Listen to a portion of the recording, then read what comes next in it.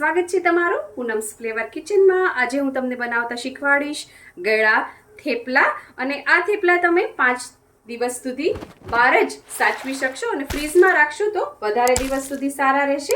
એના માટે મેં અહીંયા 1 કપનું માપ સેટ કરી લીધું છે। તમે કોઈ પણ વાસણનું માપ સેટ કરી શકો છો, કપ, કટોરી, વાટકો કંઈ પણ લઈ શકો છો। તો અહીંયા 1 કપ મેં લીધો છે કોલ્હાપુરી ગોળ। તમે કોઈ પણ ગોળ લઈ શકો છો, પણ કોલ્હાપુરી ગોળથી છે એ તમારા થેપલા એકદમ સરસ ઉજળા બનશે। અને એને ચાકાની મદદથી આ રીતે ખમણી લીધો છે।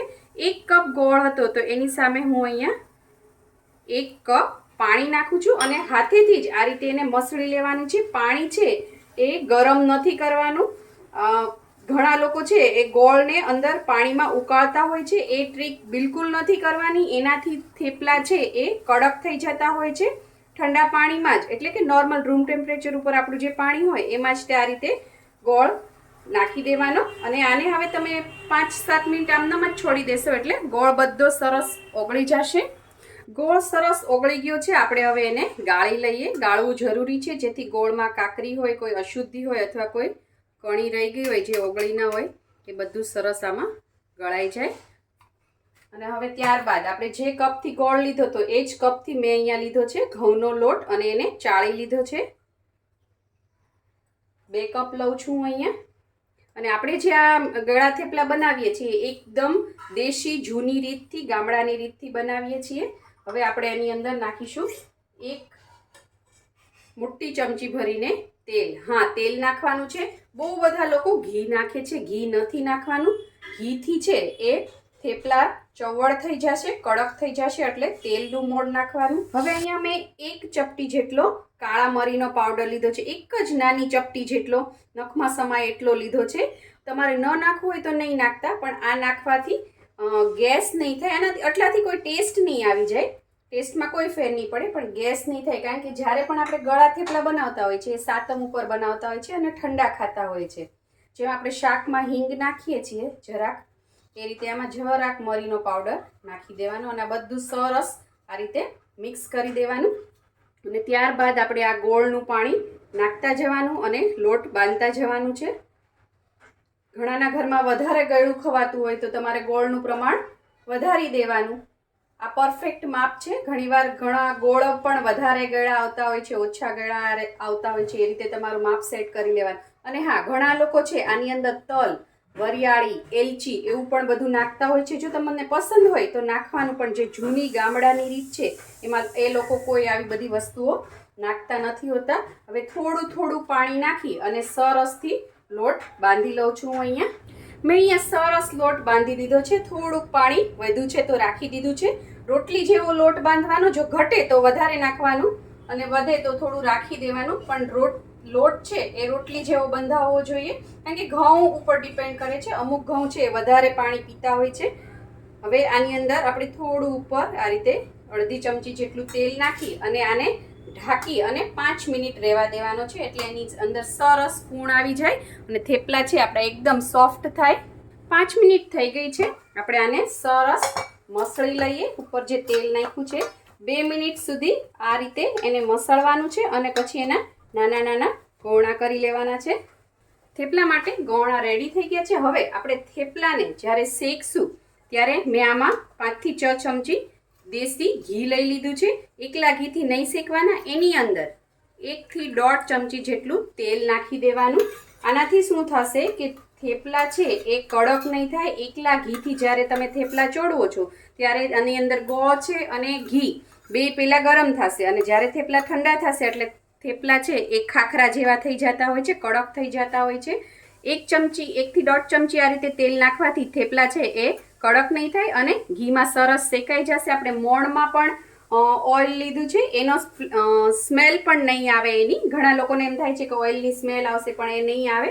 હવે આપણે આ થેપલું છે એ વણી લઈએ। એક મેં અહીંયા લુઓ લીધો છે અને આ રીતે અટામણમાં આપણે ડીપ કરી દઈશું અને ઘઉંનું જ અટામણ લીધું છે અને નોર્મલ આપણે જે રીતે રોટલી વણતા હોય એ જ રીતે તમારે વણી લેવાનું છે। પાછું ફરીથી આપણે આને આ રીતે રોલ કરશું। અને બીજી એક વસ્તુ, તમે બધા જ વિડીયો જોઈ લેજો, કોઈ પણને ત્યાં જોઈ લેજો, બધા ગળા થેપલા અને કાંગરી નીકળશે. આપણે એક પણ કાંગરી નીકળી નથી. મેં કીધું એ રીતે તમે બધા સ્ટેપ ફોલો કરશો તો નોર્મલ રોટલી કરતા હશો એ રીતે તમે કરી શકશો. હવે આપણે થેપલાને શેકી લઈએ. થેપલાને શેકવા માટે મેં અહીંયા ગેસ ઉપર એક લોખંડની લોઢી મૂકી દીધી છે અને એને બહુ ગરમ નહીં થવા દેવાની. સેજ ગરમ થાય થોડીક એટલે આપણે આ નાખી દઈશું. અને લોખંડની તવી લેવી જરૂરી છે, કારણ કે નોનસ્ટિકમાં તમે થેપલા કરશો તો એ થેપલા છે એ ચવડ થઈ જતા હોય છે. એટલે ગમે ત્યારે તમે થેપલા કરો ત્યારે નોનસ્ટિકની લોઢી ન લેતા લોખંડની લોઢી લેજો. અને આ રીતે થોડાક બબલ્સ આવવા માંડે એટલે આપણે એને પલટાવી દઈશું. અને ગેસની ફ્લેમ છે એ સ્લો ટુ મીડિયમ જ રાખવાની છે, કારણ કે જો હાઈ ફ્લેમ રાખશો તો આ ગળા થેપલા છે એમાં દાજ જલ્દી પડી જાય છે, કાળી કાળી દાજ પડી જશે. ગેસ તમને એવું લાગે કે લોઢી એકદમ ઠરી ગઈ છે તો સેજ મીડિયમ કરવાનો, પછી પાછો સ્લો કરી દેવાનો. અને હવે આપણે આ ઘી અને તેલનું જે મિક્સચર કર્યું છે એ આપણે આની ઉપર લગાવી દઈશું. અને આને હવે પલટી દઈશું. પહેલાં કંઈ જ નથી લગાવવાનું, સાદા શેકવાના અને પછી આ રીતે લગાવી દેવાનું. પાછળના ભાગે પણ આપણે લગાવી દઈશું.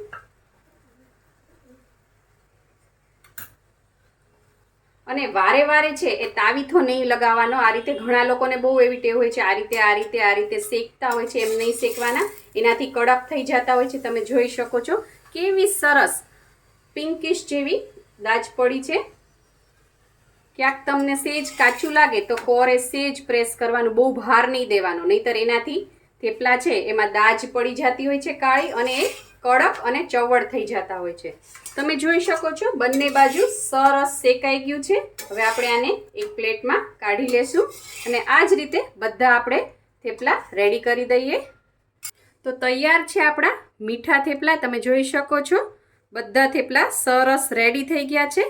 અને હવે મેં તમને કીધું હતું કે આને તમે 5 થી 6 દિવસ સુધી રાખી શકો છો. તો આને એકદમ પહેલાં રૂમ ટેમ્પરેચર ઉપર ઠંડા થવા દેવાના. ઠંડા થઈ જાય પછી આ આખી જ થપ્પી છે એને લઈ લેવાની. તમારે ગરવું હોય, કેસરોલ હોય, જેમાં પણ રાખતા હો. મેં અહીંયા એક આ સ્ટીલનો ડબ્બો લીધો છે, એમાં નીચે આ રીતે એક કોટનનું કપડું રાખી દેવાનું અને જે આપણે થેપલા રેડી કર્યા છે એ આની અંદર મૂકી દેવાના. અને ઉપરનું થેપલું છે એને આપણે આમ ઉલટાવી દઈશું, જેથી એનું ઘી છે એ બધું આ કપડામાં ન આવી જાય. અને ઉપરથી આ રીતની પાછું કોટનનું કપડું આ રીતે રાખી દેવાનું અને ઢાંકી દેવાનું. હવે તમારા થેપલા છે એ સોફ્ટ પણ રહેશે અને 5 દિવસ સુધી બહાર જ સારા રહેશે. અને જો તમારે વધારે લાંબો સમય રાખવા હોય તો તમે આ ડબ્બો ફ્રીઝમાં મૂકી દો, નીચેના કમ્પાર્ટમેન્ટમાં, ફ્રીઝરમાં નહીં, ફ્રીઝમાં મૂકી દો તો 7-8 દિવસ સુધી આ થેપલા છે એ એવા ને એવા સરસ રહેશે. આ બધી ટિપ્સ એન્ડ ટ્રિક્સ સાથે તમે આ થેપલા બનાવજો, બહુ જ સરસ બનશે. જો તમને મારી આ રેસીપી પસંદ આવી હોય તો લાઇક, શેર, કોમેન્ટ કરો. પ્લીઝ મારી ચેનલને સબસ્ક્રાઇબ કરો અને હા, બેલ આઇકન દબાવવાનું ના ભૂલશો, જેથી આવી જ સરસ મજાની વાનગીઓ તમારા સુધી પહોંચતી રહે. Thank you. આવજો.